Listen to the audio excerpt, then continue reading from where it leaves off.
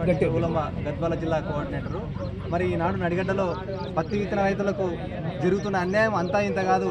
ఇవాళ రెక్కాడితే కానీ డొక్కాడని పరిస్థితుల్లో పంటలు వేసి వాళ్ళు పండించుకున్నటువంటి పంటను మొత్తం కొనమని ఇవాళ మధ్యవర్తులు, దళారులు, ఈ ఆర్గనైజర్లు మరి బెదిరింపులకు పాల్పడి ఇవాళ రైతులు పంటను పీకేసుకునే పరిస్థితి ఉన్నది. మరి ఇక్కడ జరుగుతున్న మోసం ఏంటంటే గత 40 ఏళ్ల నుంచి కూడా సీడ్ పత్తి రైతులు మరి చాలా గోసపడతా ఉన్నారు, మోసం జరుగుతూ ఉన్నది. మరి ఇప్పుడు 40 ఏళ్ల నుంచి ఎకరా ఎంత పంట అంత కొనుక్కునే వాళ్ళు, అంత తీసుకునే వాళ్ళు.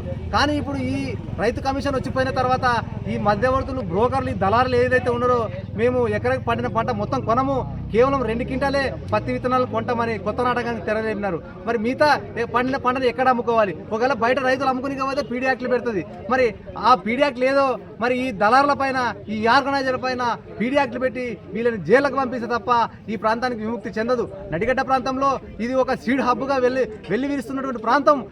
ఈ ప్రాంతంలో రైతులు మరి వాళ్ళ కుటుంబాలే పోయి కుటుంబాలుగా చేనులలో పోయి 24 గంటలు మరి దాదాపు 3 నెలలు కష్టపడితే తల్లి, పిల్ల, పెండ్లం, అక్క, చెల్ల కష్టపడితే పంట పండించి మరి తెచ్చి మధ్యవర్తులు ఈ ఆర్గనైజర్ చేతుల్లో పడితే ఆర్గనైజర్లు ఈ రకంగా బ్లాక్ మెయిల్ ఫెయిల్ అయిందంటారు, పాస్ అయితే కూడా ఫెయిల్ అయిందంటారు. మరి దానికి డబ్బులు రావంటారు. మరి వాటిని విత్తనాలు ఎక్కడ చేస్తున్నారో అర్థం కాని పరిస్థితి ఉంది. మన రైతు కమిషన్ వచ్చిండ్రు, ఆ కమిషన్ కూడా చెప్పడం జరిగింది ఫెయిల్ అయిన విత్తనాలకు కూడా నష్టపరిహారం ఇచ్చే బాధ్యత కంపెనీది అని.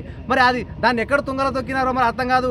జిల్లా కలెక్టర్ గారు కూడా స్పందిస్తలేరు. మరి చూస్తూ ఉన్నాం ఇలా బింగితోటి గ్రామం దగ్గర పెద్ద ఎత్తున రైతులు దాదాపు 1000 మంది నడి రోడ్డు పైన ఒక 4-5 గంటల లోపు రాస్తారోకా చేస్తే కూడా నిమ్మకు నిలెత్తనట్టు ఈ కాంగ్రెస్ ప్రభుత్వము, మళ్ళీ అదేవిధంగా జిల్లా అధికారులు కూడా స్పందించకపోవడం అంటే చాలా బాధాకరము. మరి మధ్యవర్తులు మాత్రం కేవలము రైతుల దగ్గర భూములు ఇక్కుంటున్నారు. మరి పైసలు ఇచ్చి వడ్డీలకు వడ్డీ, చక్రవడ్డీ, భూచక్ర వడ్డీ లేచి లాస్ట్గా ఉన్నటువంటి 2 ఎకరాలను కూడా గుంజుకునేటువంటి దౌర్భాగ్యమైన పరిస్థితి నడిగడ్డ ప్రాంతంలో ఉండడం దుర్మార్గము. మరి వాళ్ళేమో ఏ ఎకరం లేదు, ఏం లేకున్నా కూడా ఇవాళ ఆర్గనైజర్ పేరు మీద కోట్లుగా 1000 ఎకరాల ఆస్తులు ఎట్లా సంపాదించుకున్నారో అర్థం కాని పరిస్థితి ఉంది. అందుకోసమని చెప్తా ఉన్నాం, ప్రతి రైతు కూడా ఖచ్చితంగా జిల్లా కలెక్టర్ గారు దీనికి బాధ్యత వహించి రైతుకి డైరెక్ట్ కంపెనీకి సంబంధం పెట్టి మరి ఏ రైతు ఏ కంపెనీ నుంచి ఎంత సీడ్ తీసుకుంటున్నాడు అనేది కలెక్టర్ కార్యాలయంలో ఒక లెక్క పెట్టి, ఒక రిజిస్టర్ పెట్టి మరి దాని లెక్కలకి ఎప్పుడెప్పుడు అప్డేట్ చేస్తే ఈ జిల్లా వ్యవసాయ అధికారులు కూడా ఈ సీడ్ పత్తి అంటే ఏందనుకుంటారు, సీడ్ పత్తి కమర్షియల్ అనుకుంటున్నారు. సీడ్ పత్తి అనేది కమర్షియల్ పత్తి కాదు, ఇది విత్తన పత్తి.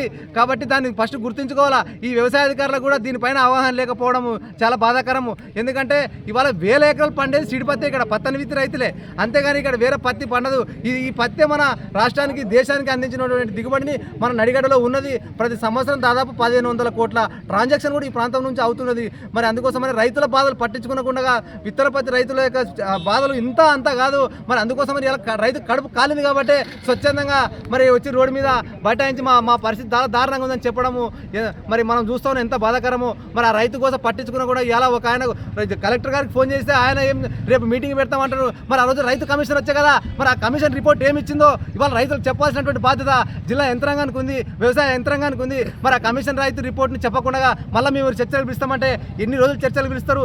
40 ఏళ్ళ నుంచి చర్చలు పిలుస్తూనే ఉన్నారు. మరి ఈ పత్తి విత్తన రైతు మాత్రం చనిపోతూనే ఉన్నాడు, ఆత్మహత్యలు చేసుకుంటూనే ఉన్నాడు. ఈ కాంగ్రెస్ ప్రభుత్వము రైతుల మీద కరుడు కడతా ఉన్నది.